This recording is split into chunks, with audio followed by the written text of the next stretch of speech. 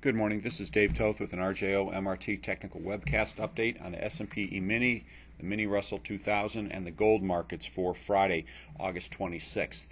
Starting off here with an intraday chart of the September contract in the S&P E-minis.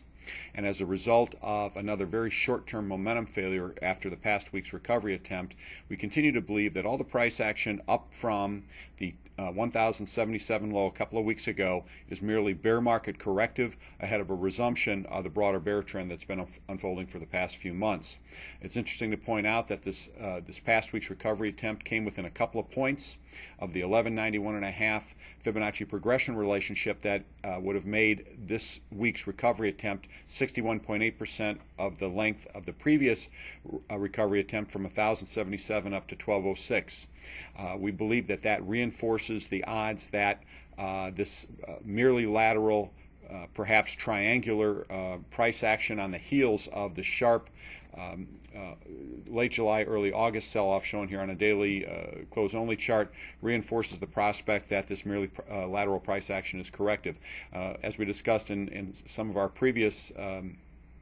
updates and what led to a nice risk-reward selling opportunity on the break below the 1177 low from August 16th, we had a similar Fibonacci progression relationship that helped in the navigation of that peak and reversal 100% progression relationship that following a confirmed bearish divergence in momentum led to the end of last week's sell-off attempt, and we think we have another very similar situation here. Now keep in mind that this merely lateral price action comes on the heels of a very sharp sell-off shown here on the daily close-only chart that, as we discussed in recent technical blogs and updates or webcasts, the market, this recovery attempt on a daily close-only basis has stopped exactly at the 38.2% retrace of the July 21st of the sell-off from the July 21st high at 1342 down to that 1111 low from early August. And on a daily log scale bar chart perspective, you can see the mid-August recovery attempt stopped within 1 point of the 50% retrace of the entire July-August sell-off attempt from 1354 down to 1077. So we've got impulsive price action to the downside, the market respecting Fibonacci retracements on excuse me, on any recovery attempt, and merely lateral price action, labored struggling price action that, again, on the heels of the sharp July-August sell-off, we really believe provides or reinforces a broader bearish count. Per such, traders are advised to maintain a bearish policy with strength above that 1207 high from last week still required to expose a larger degree correction or reversal higher, and sufficient to threaten that broader bearish count to warrant moving to a neutral sideline position or possibly even a cautious bullish position above 1208. Until or unless such strength is shown, traders should not surprise by further lateral to lower price action that ultimately could provide sharp losses, sustained losses below that 1111 low close from August 8th as a resumption of what we believe is a broader developing bear trend. Moving to a daily log close-only chart of the Mini Russell 2000 market, you can see very similar price action, the sharp July-August sell-off attempt, the market's respect for the exact 38.2% retrace of the 84.05 to 64.54 decline, merely labored lateral price action that looks corrective. And if you move to an intraday 4-hourly log scale chart, you can see this past week's recovery attempt coming within 5 points of the 61.8% progression of the preceding recovery attempt from 62.37 up to 71.71. That progression relationship cuts across at 70.23. Yesterday's high was 70.18. You can see a short-term momentum failure there. And again, merely this labored lateral price action on the heels of the sharp July-August sell-off has got to first be approached as a consolidative and corrective ahead of a resumption of that decline, and quite possibly a very devastating resumption of that decline, with strength above last week's 71.71 high required to mitigate that enough to warrant moving back to a neutral sideline position. And of course, from a very short-term perspective, if the market were able to prove enough strength to recover above yesterday's 70.18 high, that might tilt the directional scales that way. In sum, a bearish policy remains advised with strength above 71.71 required to mitigate it enough to warrant moving to a neutral sideline position. And finally, and interestingly, as a result of the as a result of some of the recovery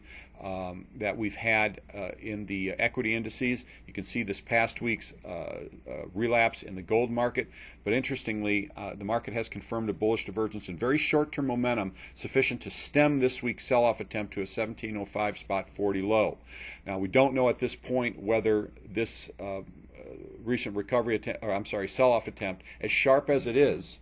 moving to a daily log scale perspective, if it's the A wave or first wave start of a larger degree correction or reversal lower. You can see the confirmation of a bearish divergence in momentum as a result of yesterday's break below 1725 spot 80. Or if this was just a very quick, sharp, vertical, complete correction of the July-August rally from 1478 up to 1918 ahead of a resumption of the secular bull trend. We don't think it'll be any secret, given the inverse correlation between equities and gold, that if the equity market gets slammed again, this gold market is very likely to receive a bid. And now, certainly the market has to recover above that 1918 high from earlier this week to resurrect or reaffirm the secular bull trend. But as a result of this short-term momentum failure shown here on an intraday chart, at least the market has provided a 1705 spot 40 low that provides some semblance of a more reliable objective low from which to base cautious reestablishment of cautious bullish exposure. By virtue of the sell-off below 1725 spot 80 that confirmed a bearish divergence in a larger degree daily scale, and certainly given the high bullish consensus looking here at a weekly chart. In fact, this week's bullish consensus at 89% is the highest since March of 2008. We also are working on an outside week, this week's range being wider than last week's range, with presumably a lower close unless the market rallies quite a lot today. So we have some threats to the broader bull trend, and on that count, longer-term traders that have been advised to move to a neutral sideline position as a result of this failure below 1725 spot 80 are advised to maintain a neutral sideline position for the time being until the market can provide the evidence and we can more objectively discern whether the market's just starting a larger degree correction reversal lower, or if this correction is complete and the market's getting ready to zing off to new highs again.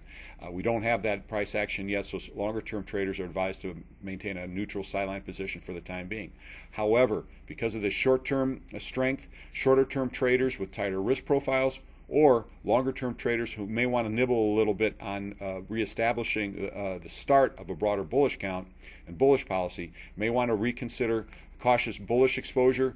from the current 1765 to 1770 area,